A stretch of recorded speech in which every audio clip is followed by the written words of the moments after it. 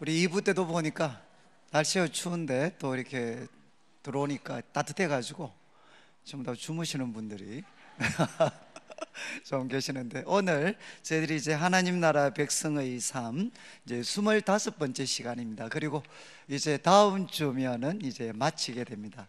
그래서 오늘은 지난 그 24주 한 6개월 동안 우리가 나누었던 말씀을 한번 이렇게 간단하게 좀 요약을 하고, 그리고 이런 그 그리스도 안에 있는 풍성한 삶을 살려면 우리가 좀 어떻게 해야 되나 하는 것으로 아마 이제 후반부 말씀이 이제 이어질 것 같습니다. 그래서 우리 지난 6개월 동안 또 앞으로 우리 교회에서 301, 302 과정을 이제 하시게 되면 이 내용들을 계속해서 공부를 하게 되는데, 이제 지금 아마 자막을 하나 좀 보시면, 앞으로 이제 이 그림은 우리 성도님들께서 꼭 좀 이제 기억을 하셔야 됩니다. 그래서 우리 301을 하면서 처음에는 이제 그리스도인은 누구인가라는 이제 질문으로 시작을 했습니다. 그래서 우리 그리스도인은 누군가 하면 예수님을 내 삶의 구세주와 주인으로 모시는 사람입니다. 그러니까 예수님을 내 삶의 구세주와 주인으로 모신 사람이 그리스도인인데, 우리가 이렇게 예수님을 주인으로 모시게 되면 어떤 일이 생기느냐? 우리가 그리스도 안에 있게 됩니다. 우리가 그리스도 안에 있는 사람이 되게 됩니다. 그래서 이제 예수님을 내 삶의 구세주와 주인으로 모셔서 그리스도 안에 있게 되면 이제 우리는 네 가지 영역에서 놀라운 그런 복을 받게 됩니다. 첫 번째는 이제 하나님과의 관계입니다. 우리 첫 번째 위쪽을 보시면 이제 우리는 하나님과 관계가 회복이 됩니다. 그래서 하나님과 관계를 회복하게 되면 이제 우리가 두 가지 삶의 모습들이 나타나게 됩니다. 그리고 이제 또 두 번째는 나 자신과의 관계가 이제 새로워지게 됩니다. 예수님을 믿게 되면 두 번째는 내가 나 자신을 대하는 관계가 또 이렇게 새로워지게 됩니다. 그리고 이제 세 번째는 우리가 좀 수평적이죠. 우리가 교회 속에서 우리는 교회에 속하게 됩니다. 하나님의 가족이 되는데, 우리가 교회에서 어떤 관계와 태도를 취해야 되느냐. 그리고 이제 네 번째는 세상이죠. 아직 하나님을 인정하지 않는 세상에 대해서는 우리가 어떤 태도를 취해야 되느냐 하는 것으로 지난 이제 24과의 내용이 이루어져 있었습니다. 일단 이런 전체적인 우리 그 아웃라인을 가지시고 주보 3면을 이제 한번 보시면 좋겠습니다. 이제 주보 3면에 뭐 이런 질문이 있습니다. 그리스도인이 풍성한 삶을 살려면 다음 네 가지 영역에서 우리는 균형 있게 성장을 해야 됩니다. 우리가 예수님 안에서 우리가 풍성하고 또 향기 나는 그런 삶들을 우리가 누리려면 네 가지 영역에서 우리는 균형 있게 성장을 해야 된다는 겁니다. 그래서 저 그림 이제 첫 번째가 하나님과의 관계죠. 하나님과의 관계. 우리가 예수님을 내 삶의 구세주와 주인으로 모시게 되면 우리는 하나님의 자녀가 됩니다. 그리고 하나님과 관계가 회복이 됩니다. 그러면 이제 우리는 두 가지 모습으로 살아가게 되는데, 첫 번째는 뭔가 하면 하나님을 계속해서 우리는 알아가야 됩니다. 알아가게 됩니다. 그래서 첫 번째 우리 갈로는 알아가기입니다. 알아가기. 우리 그리스도인들은 하나님과의 관계에서는 계속해서 그분을 알아가셔야 되는데, 무엇의 도움을 받아야 되느냐? 이제 성경 말씀의 도움을 받아서 우리는 하나님을 계속해서 알아가야 됩니다. 그리고 이제 두 번째는 우리가 하나님을 사랑하기, 하나님을 사랑하는 사람으로 우리는 점점 성장해 가야 됩니다. 근데 여러분, 하나님을 향한 우리의 사랑은 세 가지로 표현될 수가 있습니다. 그래서 이제 그 표에 있는 것처럼 첫 번째는 예배를 통해서 우리는 하나님을 향한 우리의 사랑을 고백을 합니다. 그래서 오늘 이 추운 날씨에도 불구하고 이제 오늘 예배의 자리로 오신 것은 다른 게 아니죠. 하나님을 사랑하기 때문에, 그리고 하나님을 더 사랑하시기 위해서 오늘 이렇게 예배의 자리에 오셨습니다. 그리고 또 두 번째는 우리가 하나님을 사랑하는 것을 어떻게 고백할 수 있느냐? 순종의 삶을 통해서 우리는 고백하게 됩니다.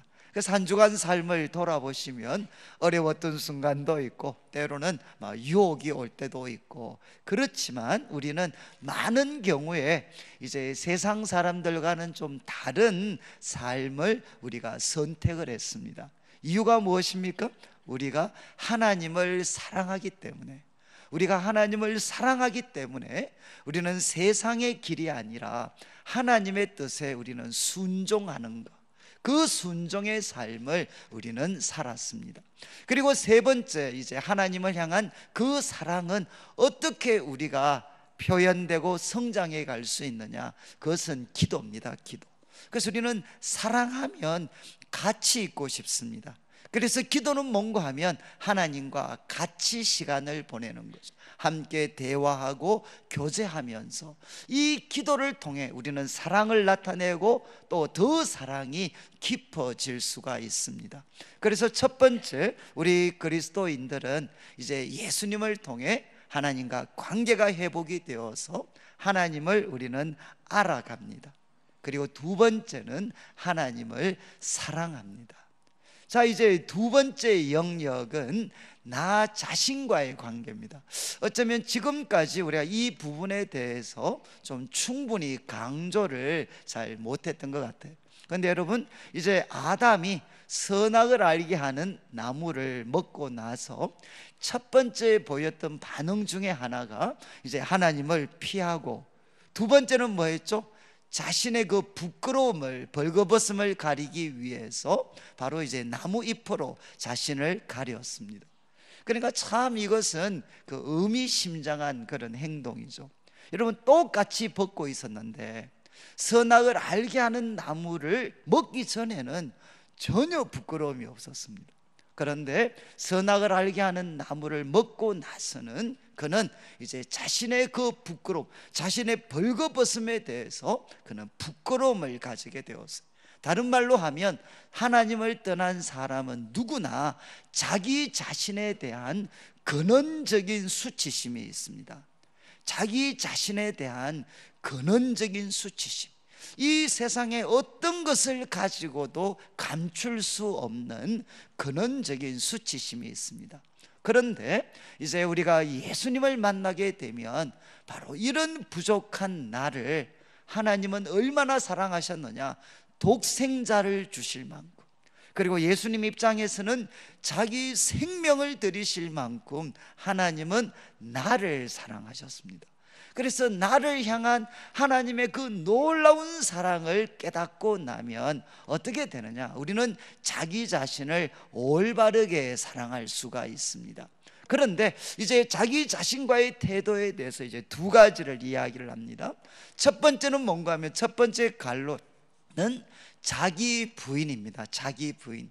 이게 무슨 말인가 하면, 여러분, 예수님을 내 삶의 구세주와 주인으로 모시게 되었을 때 일어나게 되는 가장 또 놀라운 일은 뭔가 하면 성령님이 우리 안에 거하시게 됩니다.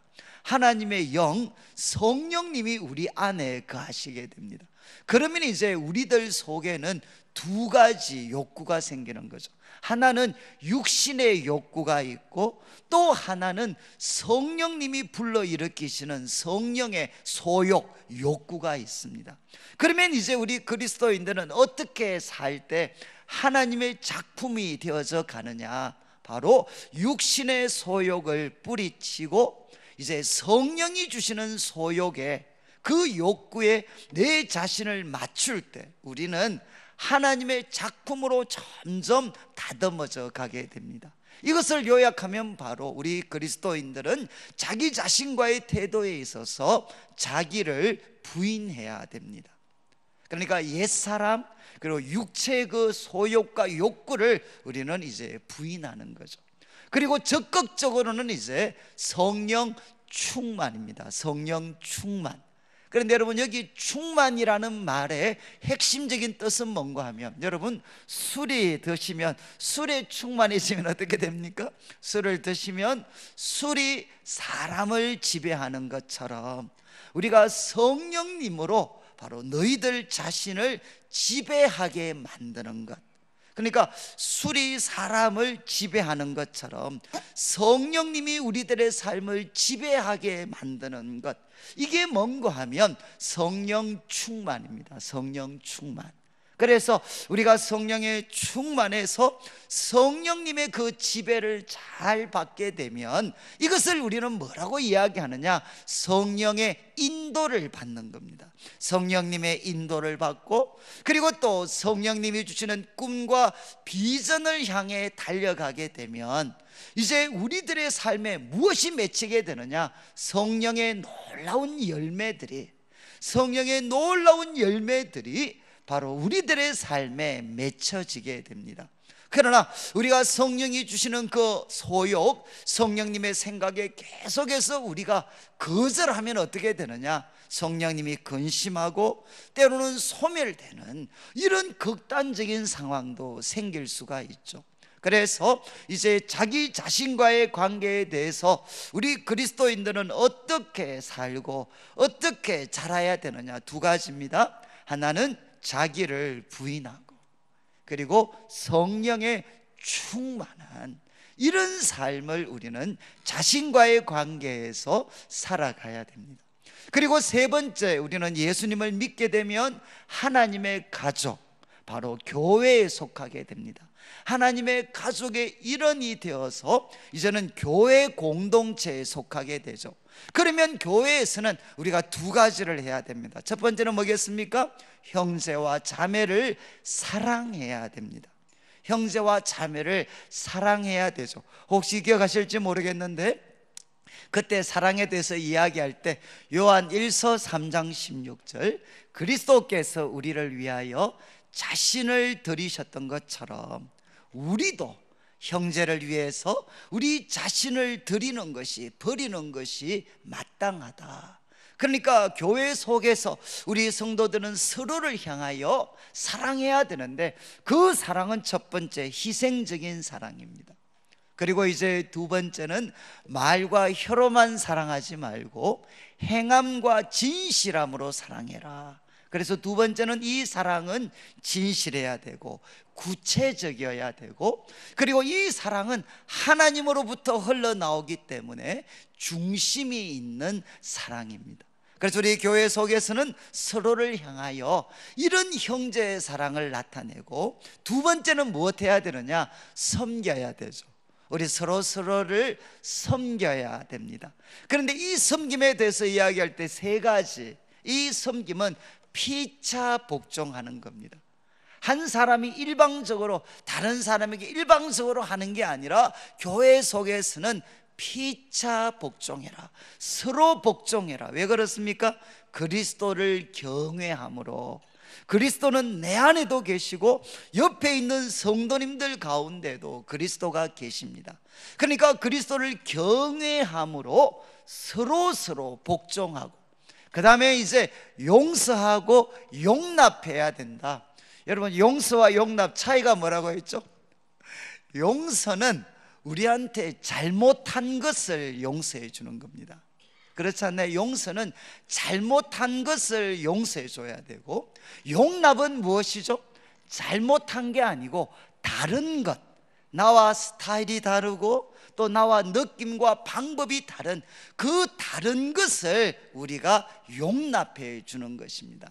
그래서 우리 성도들이 서로를 섬길 때 첫 번째는 참 피차 복종하고, 그리고 용서해 주고 용납해 주고, 그리고 하나님이 각자에게 주신 은사와 재능을 가지고 우리는 교회를 섬겨야 됩니다. 그러니까 이제 세 번째, 우리 성도님들이 교회와의 관계에 있어서는 이제는 형제를 사랑하고, 그리고 이제 두 번째는 서로를 섬기는 섬김의 도를 실천해야 됩니다. 그리고 이제 마지막 네 번째 영역은 우리가 공부했지만 세상과의 관계입니다. 세상과의 관계. 하나님을 인정하지 않는 이 세상에서 우리 성도들이 해야 되는 일이 무엇이냐? 첫 번째는 복음 전도입니다. 복음 전도. 다른 게 아니죠. 바로 하나님이 왕이십니다. 그리고 하나님을 왕으로 모시고 그분에게 순종하며 살아가는 것이 바로 참되고 풍성한 삶입니다. 이것을 사람들에게 이제 알려주는 것, 이게 복음 전도입니다. 그리고 두 번째는 뭔가 하면 조금 단어가 어색한데 세상 경영. 이거는 뭔가 하면 하나님이 이 세상을 경영하고 계시는데 그 일을 하나님은 누구한테 맡기셨느냐, 누구하고 같이 하기를 원하셨느냐, 그분의 형상대로 지음을 받은 우리 사람들, 우리 성도들과 함께 하기를 원하십니다. 그래서 우리 성도들은 세상 속에서 이제 하나님과 교제가 회복되었으니까 하나님의 뜻대로 사랑과 정의를 가지고 우리 가정과 우리가 속해 있는 직장을 바로 에덴 동산과 같은 아름다운 곳으로 경영해 가야 될 책임이 누구한테 있느냐? 바로 우리 성도들에게 있다는 것입니다. 여러분, 이게 이제 지난 우리 6개월 동안 우리가 나누었던 말씀입니다. 그래서 그림 첫 번째는 뭐라고 했습니까? 중심. 그리스도인은 누군가? 이제 예수님을 주인으로 모시고 나는 그리스도 안에 있는 사람입니다. 나는 그리스도 안에 있는 사람. 그래서 하나님과의 관계에서는 알아가고, 그리고 사랑하고, 그리고 나 자신과의 관계에서는 이제 육체의 소욕들은 부인하고 성령의 충만한 삶을 살아가서 성령의 인도를 받는 삶을 살고, 그리고 공동체 교회에서는 형제와 자매를 사랑하고, 그리고 그들을 섬기고, 그리고 이제 세상에 나아가서는 복음을 전하고, 그리고 이제 사랑과 그리고 정의로 우리에게 주어진 가정과 일터를 에덴 동산과 같은 아름다운 곳으로 가꾸고 경영해 가야 될 책임을 우리 그리스도인들이 가지고 있다는 것입니다. 여러분, 그런데 이제 이 가르침에서 가장 강조하는 것은 뭔가 하면 균형입니다. 균형. 왜 오늘날 우리 성도님들이 참 열심히 하나님을 가까이 하지만 때로는 향기 나는 모습보다는 오히려 때로는 참 여러 가지 어려움이 많이 생기는가? 거기에 가장 큰 이유 중에 하나는 바로 균형을 상실했기 때문이라는 겁니다. 여러분, 우리는 많은 경우에 하나님을 알아가고 사랑하는 일에는 참 힘을 쓸 수 있습니다. 그렇지만 나 자신을 대하는 태도가 때로는 삐걱거릴 수가 있습니다. 때로는 또 교회에서는 사람들을 잘 사랑하고 섬기지만 우리가 세상에 나아가서 의와 사랑으로 세상을 아름답게 가꾸는 일에는 우리가 때로는 무관심하거나 소홀할 수가 있습니다. 이 네 가지 영역이 균형 있게 골고루 성장해 갈 때 우리 성도들의 삶은 향기가 나고, 그리고 풍성한 삶으로 우리가 자라갈 수가 있다는 겁니다.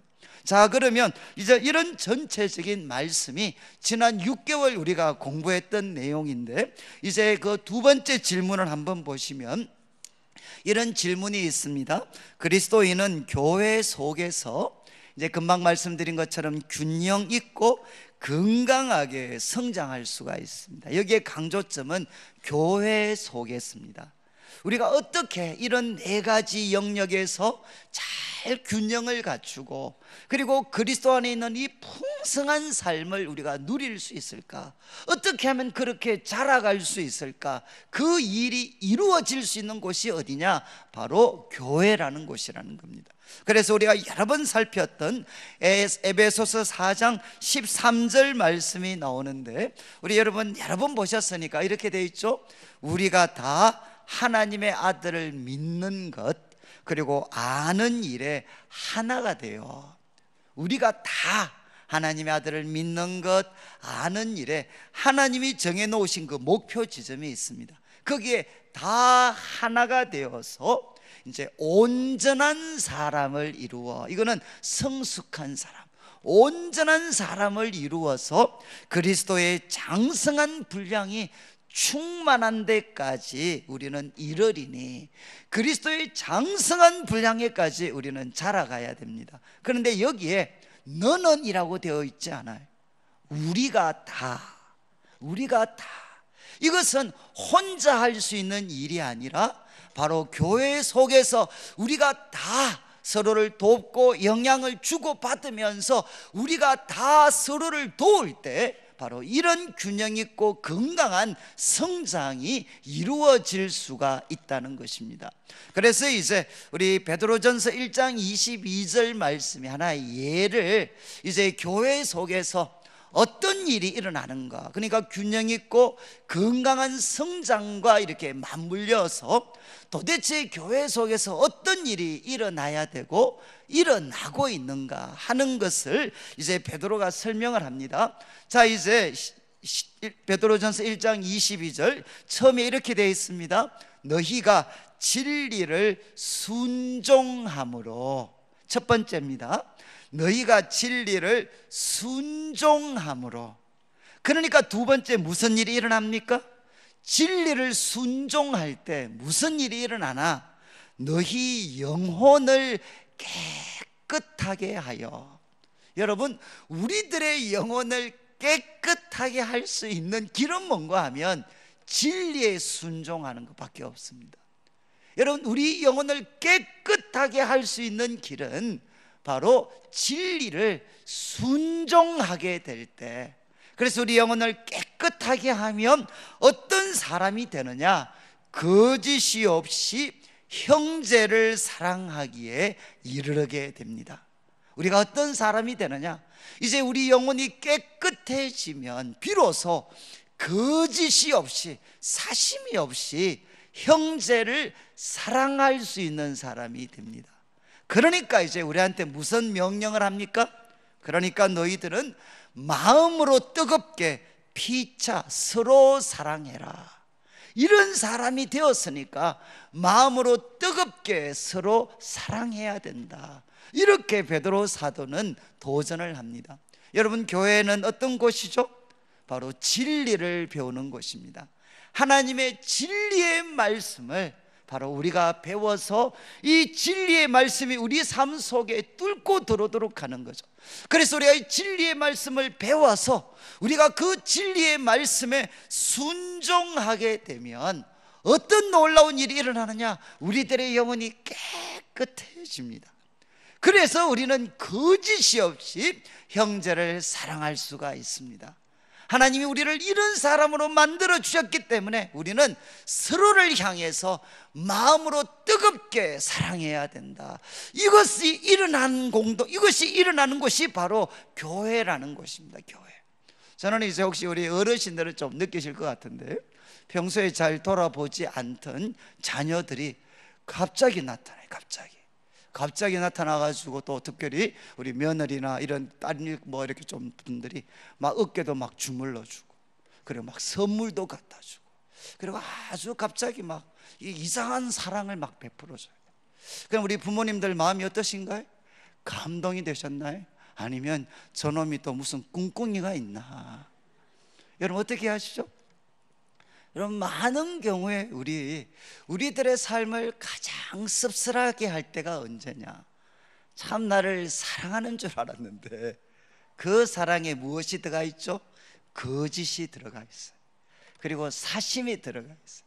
그래서 그것은 나를 사랑한 게 아니라 뭡니까? 나를 이용하는 거였어요. 나를 이용하는 거. 그거 사람이 느껴지면 참 삶이 씁쓸하게 되죠. 여러분, 우리가 살고 있는 이 세상은 어떻습니까?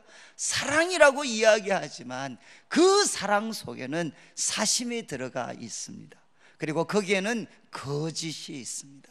그것을 바로 사람의 마음을 갈갈이 찢어놓고 분노하게 만드는 거죠.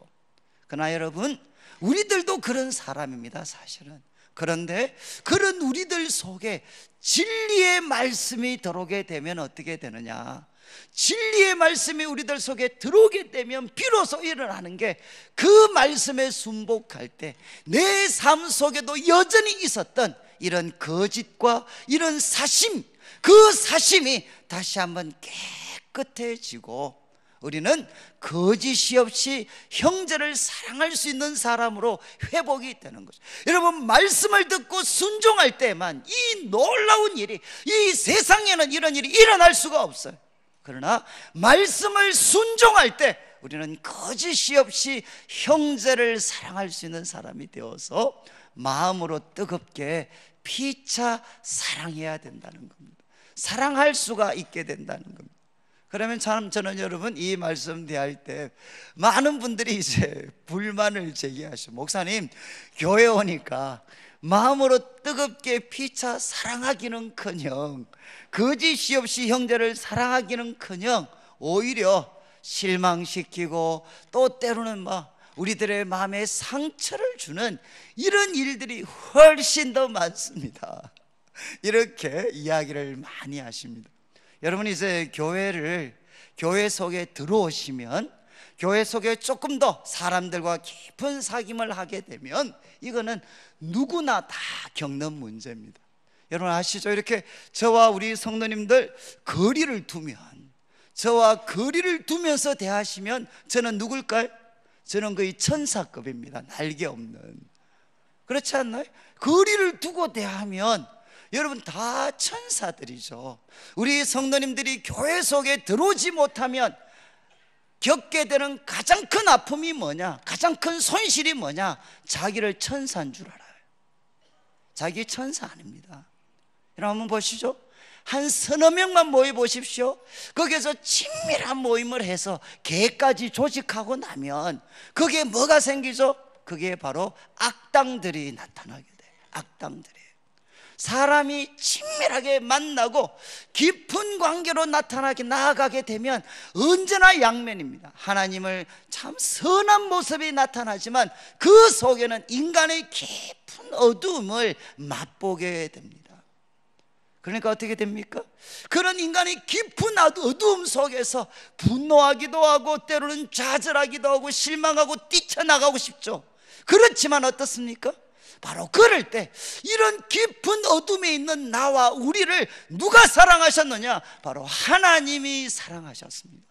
그리고 이런 우리를 위해서 예수님께서는 판단하고 정죄하는 대신에 자기 자신의 생명을 드리셨습니다. 이것이 바로 예수 그리스도의 은혜요 사랑이죠. 바로 이 사랑을 언제 맛보느냐? 여러분, 사람한테 실망하고 좌절하고 분노할 때, 그때 역설적으로 우리는 하나님의 놀라운 사랑을 깨닫게 됩니다. 저는 가끔 우리 목회자들은 누구 대하는 게 제일 어려운가? 목사님들 대하기가 제일 어려워요. 우리 여러분, 우리 부교육자들 사이에도, 저도 오래 부교육자 생활했으니까 부교육자들 관계가 제일 어렵습니다. 그래서 저는 여러분들이 누구 목사님 설교가 제일 좋더라 그러면 바로 그 다음날 싸웁니다. 그러시면 안 돼. 아니면 또 저분은 목사님보다 설교가 담임 목사님보다 더 잘하더라 이러면 그 다음 주 되면 없을 수도 있어요. 여러분, 다 이게 바로 우리 목회자들을 가장 힘들게 하는 사람은 누구냐? 목사님들입니다. 이해하시겠어요? 여러분, 목사님 사이도 똑같아. 세상과 다른 거 하나도 없어요. 여러분, 안 믿는 사람들 술 먹고 털기라도 하지 교회는 절대 안 풉니다. 그렇지 않아요?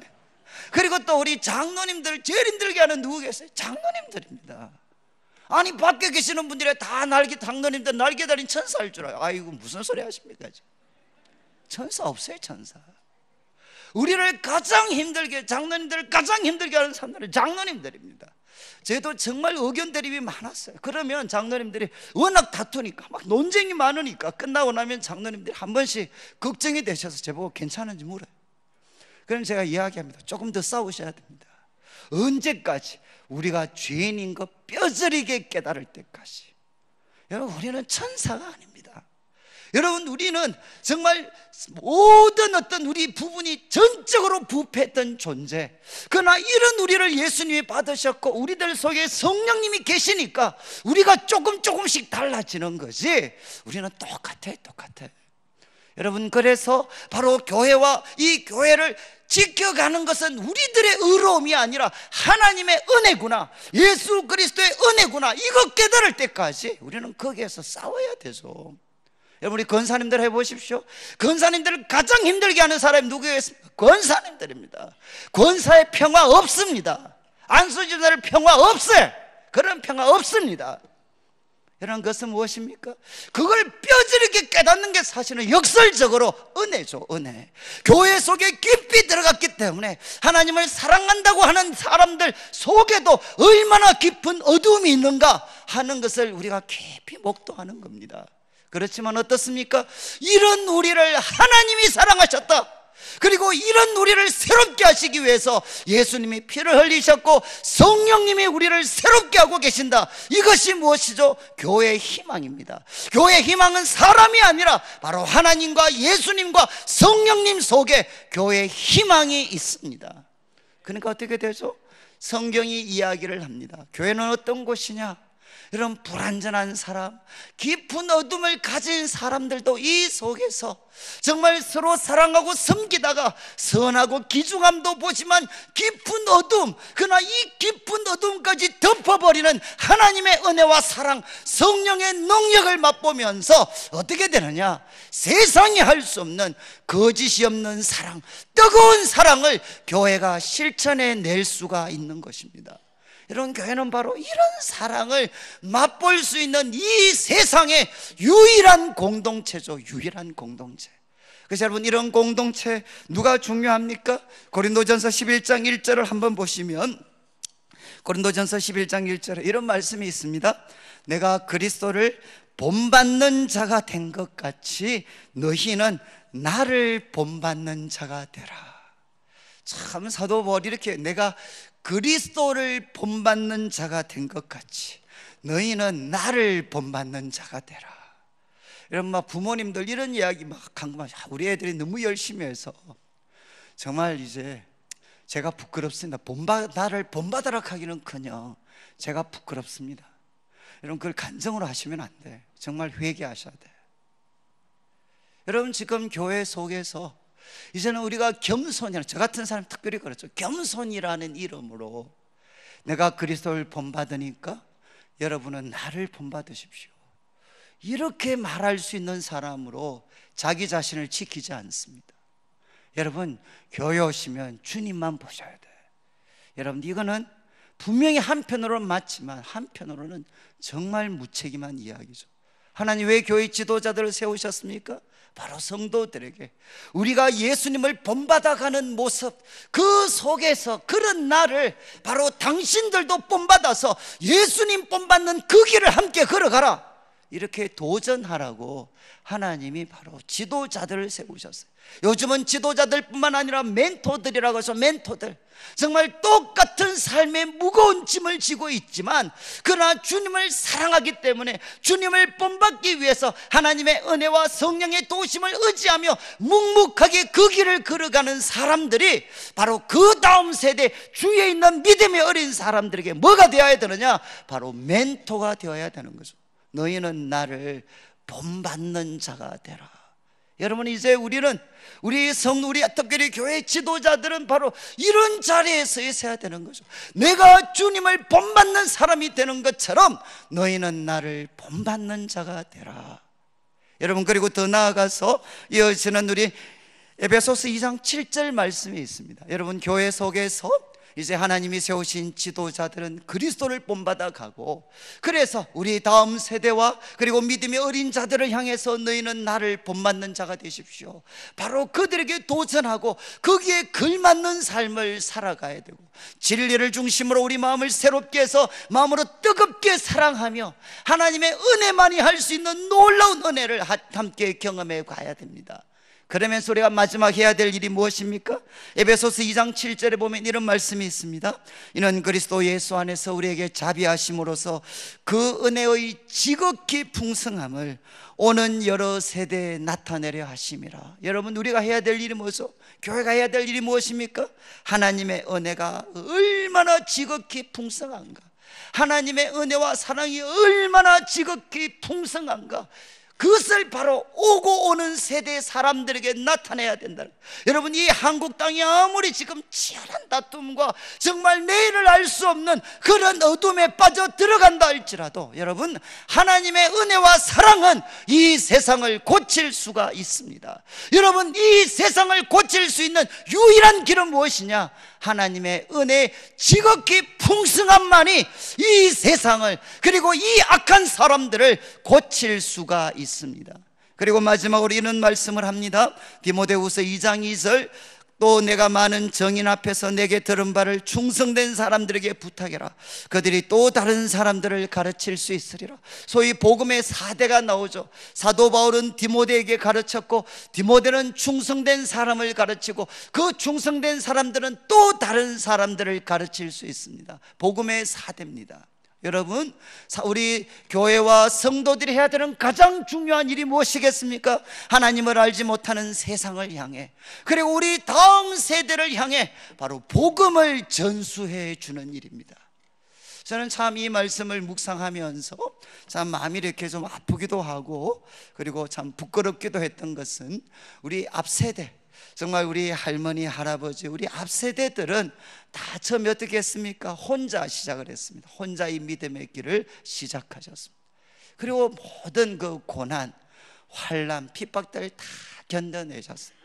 그래서 그분들은 처음 혼자 시작했지만 한 세대, 두 세대, 세 세대가 지나서 이제는 참 그 후손들이 주님을 따르게 되는 영광스러운 일들이 일어났습니다. 그런데 지금은 어떻습니까? 역순이 일어나고 있는 역순이. 여러분, 참 우리들도 우리 앞세대처럼 이제는 우리가 예수님을 충성스럽게 따르고 있고, 그리고 우리 다음 세대에게 이 어떤 복음을, 예수 그리스도의 복음을 삶으로, 입으로 전수해 줘서 정말 우리 다음 세대는, 우리 자녀들뿐만 아니라 그 손자, 손녀 세대들까지 다 주님을 충성스럽게 섬기는 그런 사람들이 되도록 우리가 해야 되는데, 이제 어느 순간부터 우리가 복음의 종착역이 되고 있어요. 종착역. 나로 끝나고 있어요.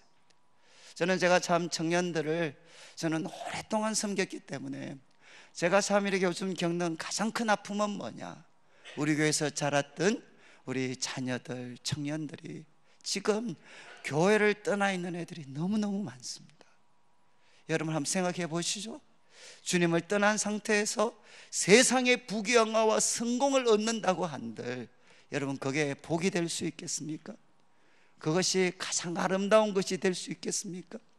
여러분, 우리들에게는 무엇이 필요하냐? 여러분, 바로 우리 다음 세대에게 이 복음을 전수해 줘야 되는 거죠. 여러분, 바로 여러분, 우리 성도님들의 가정에 주님을 떠난 자녀들이 너무너무 많아요. 여러분, 그렇지 않습니까? 그런데도 제가 참 이렇게 혼란스러운 것은, 자녀들이 그렇게 지금 주님을 떠나 있지만, 죄송한 말씀인데 우리 부모님들한테 답답한 게 없어요. 그냥 좋은 대학 가고 취직하고, 그리고 여러분 그냥 돈 좀 잘 벌고 뭐 좀 결혼 잘하면 그 안에서 하나님 없어도 예수 그리스도의 복음, 주님 믿지 않아도 그냥 우리 아이들 행복하게 살 수 있습니다. 여러분, 그것이 정말 사실인가요? 여러분, 이 세상의 악당들은 다 성공한 사람들입니다. 성공한 사람들이 가장 무서운 괴물로 바뀔 수가 있습니다. 저는 우리 성도님들, 이제부터는 우리가 연말이잖아요. 그리고 이제 뭐 추워서 이제 어떻게 돌아다니시기도 힘드시잖아요. 이제부터 좀 뭐 하셔야 되겠어요? 우리 자녀들 더 늦어지기 전에 하나님 앞에 바로 설 수 있도록, 정말 여러분들이 좀 과하게 말씀드리면 생명 걸고 기도하셔야 돼요. 생명 걸고. 여러분, 복음 없이 우리 아이들이 출세하고 성공하고 결혼하고 좋은 대학 다니고 나중에 뭐 되겠어요?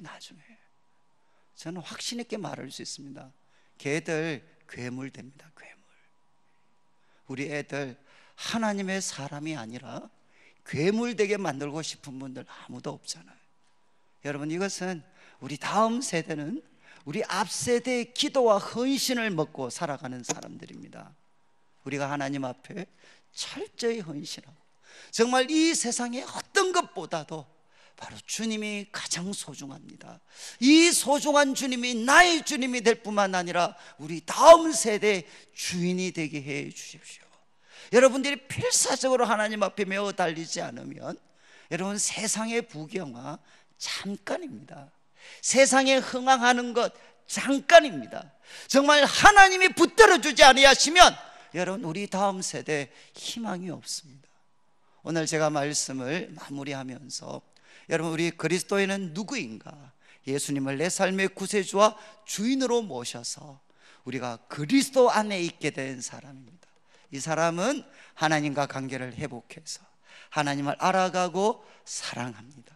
자신과의 관계에서는 자기를 부인합니다. 여러분, 자기를 부인하고 성령의 충만함을 받고, 그리고 교회 속에서는 사랑하고 섬깁니다. 여러분, 자꾸 너무 멀리 계시면 안 돼. 교회 속에 들어오셔야 돼. 힘겹고 힘겹더라도 여러분 들어오셔야 돼. 자꾸 밖에서 엉뚱한 소리 하시면 여러분들의 삶에 마이너스가 됩니다. 여러분, 들어오셔야 돼. 들어오셔서 여러분 사랑하고 섬기고, 그리고 우리가 세상을 향해서는 어떻게 해야 되겠습니까? 바로 복음을 전하고, 그리고 사랑과 정의로 우리 가정과 일터를 에덴 동산으로 가꾸어 가셔야 돼요. 여러분, 교회 속에서 이런 사람으로 훈련되셔야 됩니다. 여러분, 진리를 통해 여러분의 영혼이 깨끗하게 되고 거짓이 없이 형제를 사랑하게 이르러서 마음으로 뜨겁게 사랑을 실천하는 우리 성도님들이 되시고, 그래서 우리 성도님들이 내가 그리스도를 본받아 가기 때문에 우리 다음 세대와 그리고 이 세상을 향해 믿음이 어린 사람들을 향해 내가 그리스도를 본받는 자처럼 너희는 나를 본받는 자가 되라. 그러면서 사랑하는 우리 자녀들 그리고 사랑하는 성도들에게 예수 그리스도의 이 복음을 전수시켜 줄 수 있는, 그래서 우리가 복음의 종착역이 아니라 복음의 새로운 출발점으로 세워져 가는 우리 성도들 되시기를 주님의 이름으로 축원합니다.